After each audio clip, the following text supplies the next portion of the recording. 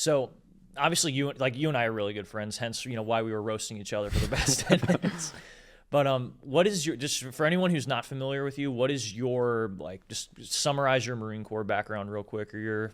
Yeah, so I was in the Marine Corps for 8 years. I was a mortarman. I'd also been being an FO. I've basically been in every position in mortars you can be in, other than like the official platoon commander, because you can't actually get that MOS if you're not if you're not an officer.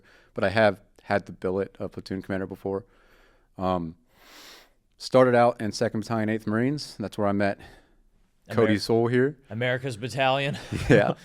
And then I ended up going over to 1st Battalion, 1st Marines. Oh, by the way, which I forget the shout out to whatever site made this, by the way. But oh yeah, we got to see this. Yeah, I'm finally repping the merch, by the way. Let me not the range jacket, although these are great too. Thank you, Floyd, for this, by the way. Yeah, but I finally got the Heck yeah. boot motivated right there. I actually don't get a lot of motivated stuff. Like I have like 3 shirts from the Marine Corps. But what else? Yeah, I went to first Battalion, 1st Marines. Loved that unit. That was an outrageously proficient unit. It was pretty insane. Which one? 1st Battalion, 1st Marines. Oh, one. Okay. Yeah, 1-1. And then I got sent to 3-5.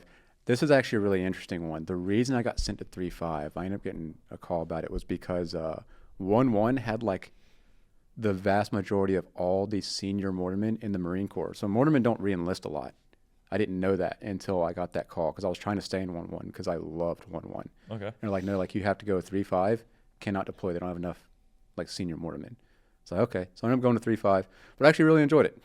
It's probably my favorite section that I was in charge of. I was a 60 millimeter. I was a section leader for that. Guys were really good. It was a very senior section.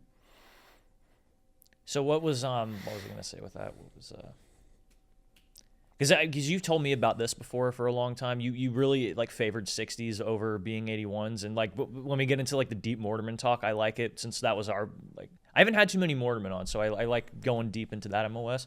But what makes you the bigger fan of the 60s versus the 81s? 60s, I think, makes better mortarmen overall. And I don't even think it's close.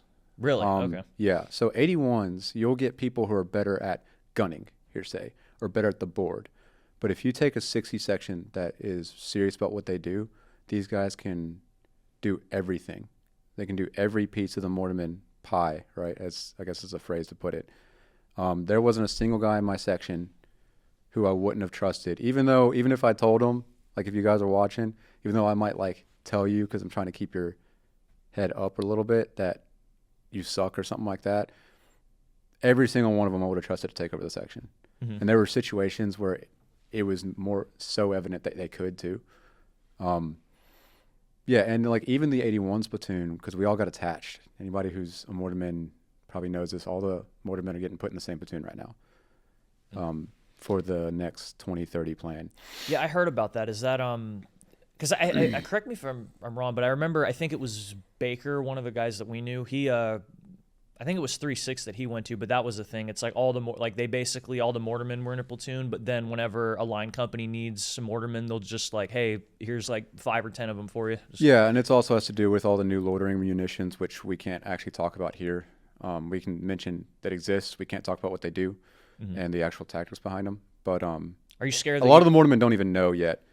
Now, can we mention it, but you're just scared that you're going to ruin this, the only career opportunity that you have right now? Is that the bigger concern for you? Oh, no. For specifically the loitering munitions and all that, it's because that's like protected by the government. So like most mortarmen don't even know a lot about the actual usage of that right now. Okay. Because it's still, yeah. Yeah, but to go on further about like the 60s, it's just a more proficient, like I became a lot more better mortarman when I got put in the 60s because you get pretty humbled really quick with everything you have to be in charge of and know. Like if you're a 60 section leader who knows what he's doing, you have to be good at fires overall. Like you can't just be good at the board. You have to understand it deeply. You have to understand how air works.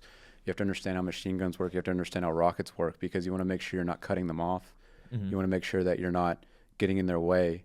You have to be really, really good at paying attention to the maneuver and getting good at how fast they typically move.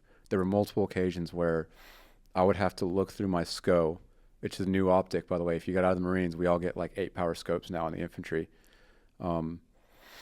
and I just look through it and see what pace they're going, so I know if I can actually give them the amount of suppression they were asking for. Okay, so it sounds like they're almost because I know with 81s, I mean, obviously we're just a support element, but with 60s, I mean, you are a support element, but you're basically fully integrated with everything. Yeah, well, they're starting to do it a little bit more. So at the time, units are kind of scared. They don't know what to do with mortars. Most commanders are, and it's no offense to the commanders, they have a lot to deal with, so it's really hard to just know everything. Yeah. They're kind of trying to figure out how to use mortars really still. Huh. And especially with like the new, nobody really knows with the next gen war. Nobody actually knows how it's going to work. No, of course. But so they're still kind of using them conventionally. I had been trying to push since I got to 60s of making the maneuver with the 11s. And the reason I wanted that is because if we were just going to use them like 81s, just use 81s, right? Because 81s is a bigger blast. Yeah. There's no point in using 60s that way if you can use a bigger bomb. Bigger bombs are always better. And, well, other than like 5% of cases, right? So the strength of 60s is that it can be really, really quick effects, really, really quick HE when you just really need it. Because 81s, it takes a minute, right? No, of they course. may not be laid in near you.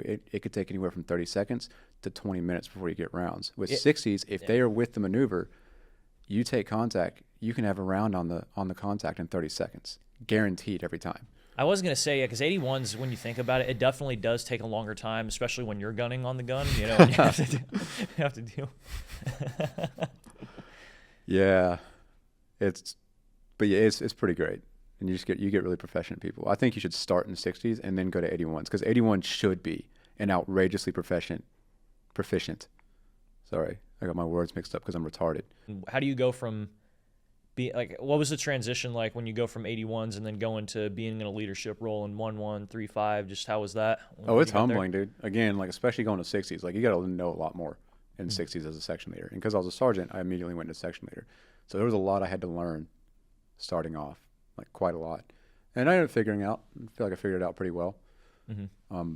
Had a good. I mean, it was also a good unit to do that with because the unit was just so proficient. So. Yeah. That was 1-1, by the way. Okay. How long were you with 1-1? 2 years, I think. Yeah. Okay. What was which unit was? Because it sounds like you speak very highly of both 3.5 and 1.1. But if you had to really, because I know you're not picking 2.8 as your best unit, that's for sure. 1-1 was the best unit. 3.5 had my favorite section. Okay. Yeah. I think that. Do you prefer anything about 2.8 81s or like about that over the other units or no? Those are the most. That was the best 81s platoon I've ever seen. And anyone who's watching probably knows this. And it's no offense to the 81s guys, but I like to be just straight up honest in what I see about things. A lot of 81s platoons are just really not that good. They're good, like they'll get the job done, but like if you compare them to a really good 60 section, like a lot of them just are lacking in certain areas. But Gash, you can stab me and just say I was a shitty Mortarman. You can say it on there. The 81s platoon that we had was uniquely good. Okay. And I think a lot of that had to do with like Kohi and then some of the seniors we had. Yeah. That'd be a scary one to call. Well, not even scary one to call, but I'd feel like he'd be interesting to have on. Yeah, he was intense. Yeah. He's very intense. I mean, it worked though. It made people very good at what they do. Yeah, he was the one, and I feel like Gunny B also had this a little bit too, but like when you see somebody who has passion for their work, he kind of reminds me a little bit of, and I feel like only a few people might get this, but John Gruden, the football coach, whenever you see him, like, because he's one of those people I feel like who's so passionate about his job. He loves his job so much, I feel like he hates it. You know what I mean? That kind of thing. Yeah. Sometimes I miss those guys, but I'm out now, so. What was the quote that because you actually shared with me a really good quote that, is he a gunny now, by the way? I want to put some respect on his name. I don't know what his exact rank is, but yeah, Kobe ended up saying to us one day, he said that you should be willing to lose rank for your guys. Now that he went on to say that doesn't mean you should be a dick every time you can to leaders and never be willing to work with them. It just means like when your guys need defense, you need to go defend them. Otherwise, they'll lose respect for you because they